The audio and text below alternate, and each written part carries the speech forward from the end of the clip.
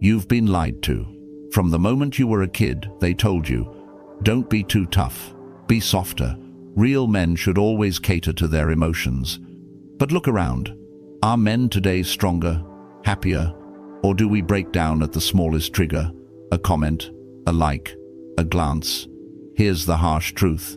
Nobody ever taught you how to master your emotions. You were told to seek peace, but never how to build it. You were told to crave freedom, yet you hand over your mind to every notification, every opinion, every rejection. The Stoics knew the secret. If you don't train your emotions, someone else will weaponize them against you. And in this video, we're going to break down 7 Stoic habits that will make you emotionally untouchable. This isn't abstract philosophy. It's real armor for the battlefield of modern life. Habit number 1, master the pause. Control the moment before you react. Think back to the last time you reacted too fast. One text message ended a friendship. One insult exploded into a fight. One burst of anger burned down a relationship you spent years building. All of it because you didn't take a single breath before responding. Modern society has trained us to be impulsive. Reply instantly, defend instantly, get angry instantly. We're wired for speed, not reflection. But the Stoics knew the opposite was true. Real strength is hidden inside the pause. Marcus Aurelius once wrote, "You have power over your mind, not outside events. Realize this, and you will find strength." That tiny gap, that 1 second of silence, could save your reputation, your career, even your life. It's not weakness, it's calculation. And when others expect you to lash out, but instead you sit still, breathe, and watch they lose their grip on you. I learned this the hard way. Years ago, during a heated meeting, a colleague mocked me in front of everyone. My first instinct was to snap back, to prove my worth with volume. But I remembered Epictetus. If you can be provoked, you can be controlled.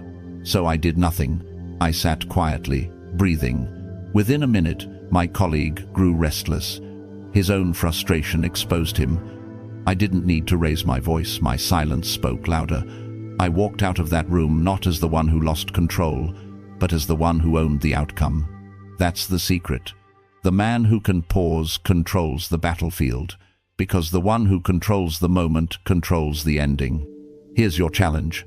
The next time someone provokes you, whether it's a text, a comment, or a cutting remark, don't respond immediately. Count to 10.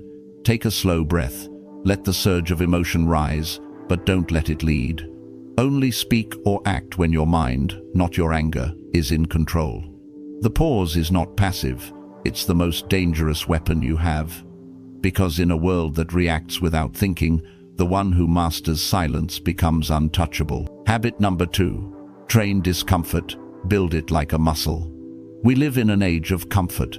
Air conditioning keeps us cool. Food arrives at our door with a swipe, and endless entertainment sits in our pocket. Convenience is everywhere. And yet, it's slowly killing our edge. Comfort is the slowest poison. It lulls you into weakness. It convinces you that you're safe, while secretly making you fragile. The Stoics understood this centuries ago. Seneca, one of the wealthiest men in Rome, deliberately slept on the hard floor, wore rough clothing, and ate scraps of bread. Then he would ask himself, "Is this what I was so afraid of?" He knew that by training himself to endure discomfort, he was preparing for the storms of life. When real adversity arrived, he would already be unshakable.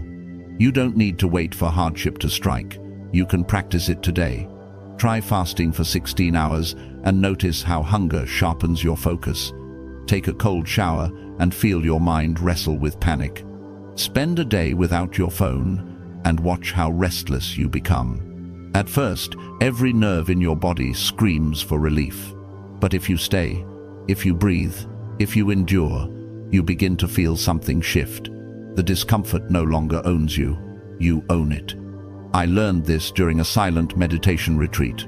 3 full days, no phone, no conversation, just sitting in silence for hours. The first day felt like torture. My mind itched for distraction. By day 2, I thought I would crack, but on day 3, something changed. The silence stopped feeling like prison. It became clarity. I realized fear of discomfort is an illusion. Once you face it, you become untouchable. That's why discomfort is your gym. Every time you lean into it, you grow stronger. Skip the sugar for 24 hours. Sleep without a pillow. Walk instead of driving. None of these will kill you, but they will carve a sharper version of you. Here's your challenge. Choose one comfort. You rely on: sweets, social media, your cozy bed, and strip it away for 24 hours. You'll discover that your limits were never real. And on the other side of that discomfort, you'll find strength you didn't know you had. Because comfort softens men, but discomfort, that forges warriors. Habit number 3. Kill the need for validation. As long as you need approval, you'll never be free. Let that sink in. If your self-worth depends on likes, claps, or someone else's nod of approval, you're not living, you're performing. And performance is slavery with a smile. Most men today are chained to validation. You check your phone to see who viewed your story. You hold back your truth because you're afraid it might sound too much. You post, not because you have something real to share, but because you crave the dopamine hit of applause. And then you wonder why you feel empty. The Stoics didn't play that game. Marcus Aurelius ruled over millions, yet in his private writings he reminded himself, "It never ceases to amaze me. We all love ourselves more than other people, but care more about their opinion than our own." Read that again. You claim to love yourself, yet you betray yourself faster than anyone else. For what?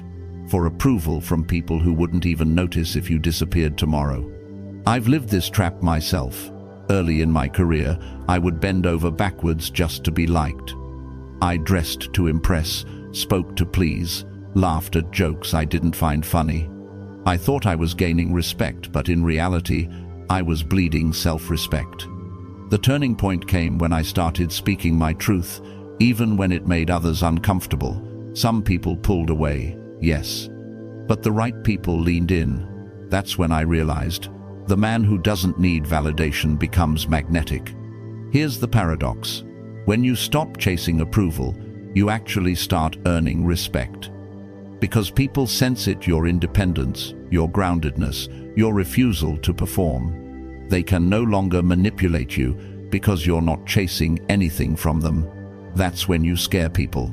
Not because you're arrogant, but because you're untouchable. Your challenge: for the next 24 hours, disappear from the performance. No posts, no checking who viewed your content, no craving reactions. Instead, write in a private notebook. Speak to yourself, not to an audience. Ask, without attention, who am I? Sit with the discomfort of silence. That silence will teach you more about your true self than any applause ever could. Validation is a drug. Kill the addiction. Because the man who no longer needs to be liked cannot be broken. Habit number 4. Detach from what you can't control. Here's a truth most men never accept. Much of your suffering doesn't come from life itself. It comes from trying to control what was never yours to command. You want people to respect you. You want outcomes to unfold exactly as you planned. You obsess over the past, replaying it in your mind. You panic about the future, fearing storms that haven't even arrived. And then you wonder why your chest feels heavy every morning. It's not fate, it's not bad luck, it's your grip clutching so tightly at things you were never meant to hold. The Stoics knew better. Epictetus gave us the simplest map to freedom. Make the best use of what is in your power and take the rest as it happens. Read that again slowly. That single line could erase years of anxiety if you lived by it. So what is actually in your control? Your thoughts, your words, your actions, your discipline, your response, your focus. That's your battlefield. Everything else, the weather, other people's opinions, their loyalty, their love, the results of your work is outside your hands. I remember launching a project that I poured my soul into. I obsessed over how people would receive it, refreshing comments, stressing about the numbers. And each time things didn't go my way, I felt crushed. Then I asked myself the Stoic question, is this within my control? The answer was no. My effort was mine, but their reaction never was. From that day forward, I shifted my energy back to the process, to showing up, creating, refining. The outcome? Not only did I feel lighter, but ironically, the results improved. That's the paradox. When you release the grip on what you can't control, you finally gain full mastery over what you can. Your challenge: the next time you feel overwhelmed, stop and ask, is this mine to control? If the answer is no, cut the rope, let it drop. Stop carrying burdens that don't belong to you. If the answer is yes, act with everything you've got decisively, relentlessly, without hesitation. Detach from outcomes, detach from opinions, detach from noise, because the man who knows what belongs to him and what doesn't, that man is unshakable. Habit number 5.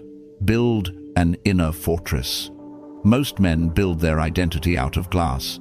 Praise inflates them. Criticism shatters them. One rude comment ruins their confidence. One bad day ruins their momentum.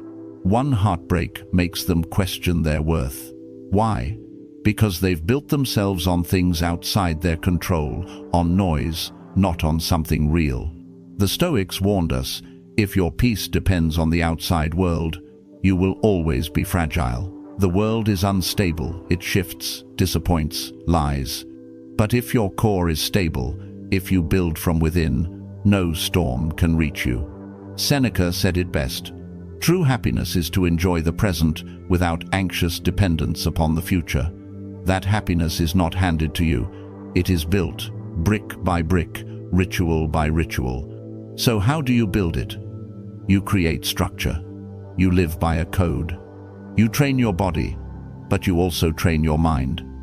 You rise early, not to impress anyone, but to discipline yourself. You journal, not for the likes, but to sharpen your thoughts. You sit in silence, not because it's easy, but because it's necessary. Each of these acts is a brick, and brick by brick, you construct an inner fortress. I've seen the difference firsthand. Years ago, I would crumble whenever things didn't go my way. A single rejection would send me spiraling. But when I began building small daily disciplines, morning training, writing down my values, practicing silence, something shifted. Rejections still came, but they didn't own me. Chaos still arrived, but it couldn't break me. Why? Because I had built something inside that the world couldn't touch. Here's the truth. If you don't build your inner fortress, you'll forever be at the mercy of external storms. But if you do, you become the calm in the storm. You become the man who doesn't need to shout, doesn't need to chase, doesn't need to prove because he is already solid. Your challenge: start building today. Pick one ritual, a morning workout, 5 minutes of journaling, 10 minutes of meditation, and commit to it daily.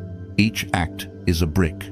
Over time, you'll stand inside a fortress no insult, no rejection, no failure can penetrate. Because the man who builds within cannot be broken from without. Habit number 6. Sharpen the blade of self-discipline. Discipline isn't punishment, it's power. Most men misunderstand this. They wait to feel motivated before they act. They wait for inspiration before they start. They wait for the right time. But waiting is weakness.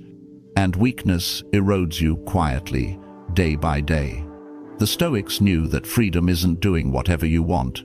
True freedom is doing what must be done, even when you don't feel like it. Epictetus said, "No man is free who is not a master of himself." Think about that. Without discipline, you're a slave to your cravings, to your moods, to your laziness.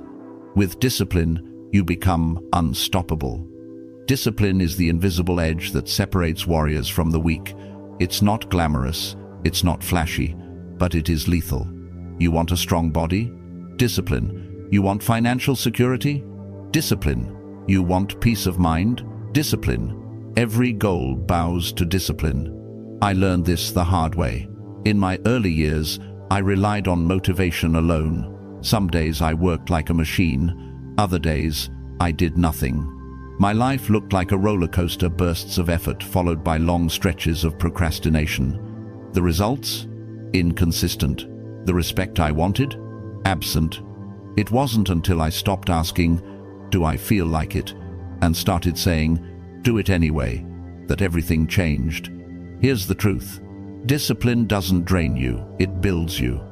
It's not about grinding until you collapse. Real discipline is smart, clean, consistent. It's saying no when cravings scream yes. It's getting up when comfort begs you to stay down. It's doing the work when nobody is watching. Start small. Make your bed perfectly. Eat clean with intention. Move your body every day. Work in focused blocks, no distractions. Go to bed on time, no excuses. Track your progress ruthlessly. Each small win is a sharpening of the blade. Your challenge: for the next 7 days, pick one area of your life, fitness, diet, focus, or sleep, and apply ruthless discipline. Don't wait for motivation. Don't look for inspiration. Just show up. Daily, no excuses. Watch how quickly your identity shifts from trying to being.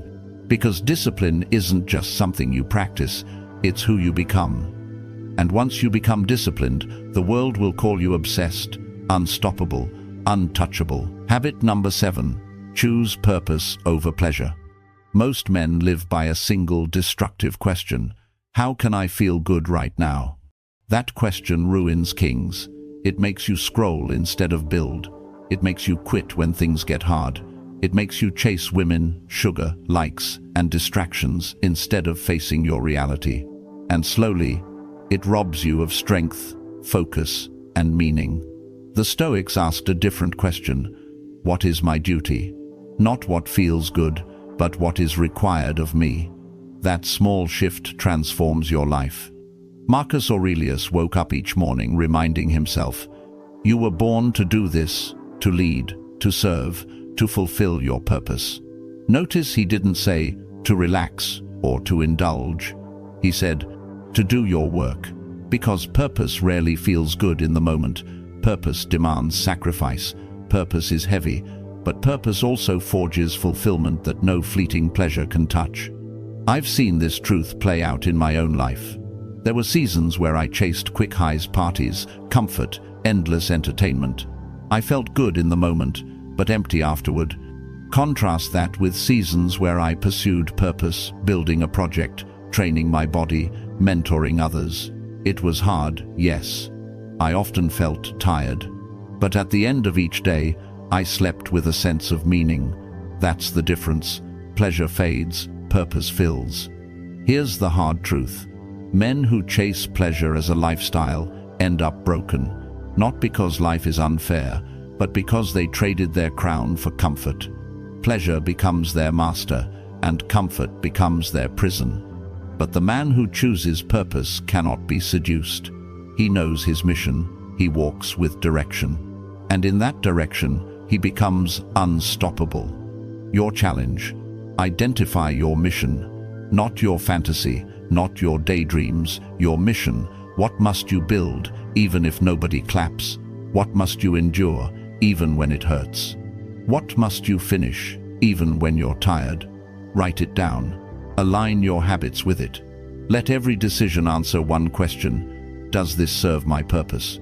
Because the man who chooses purpose over pleasure isn't just disciplined, he's dangerous. Pleasure can't buy him, distractions can't trick him, and the world cannot move him. Purpose is the sword that cuts through chaos. Wield it. Conclusion: becoming untouchable.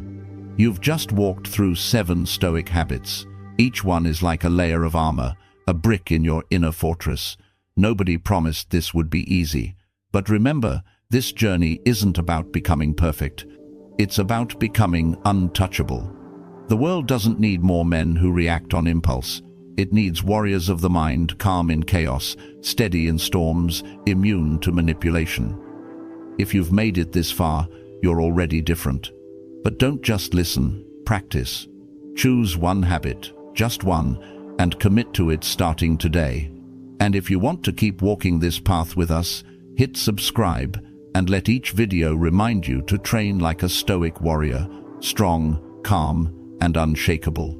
Drop this in the comments to seal your commitment. I choose discipline over comfort.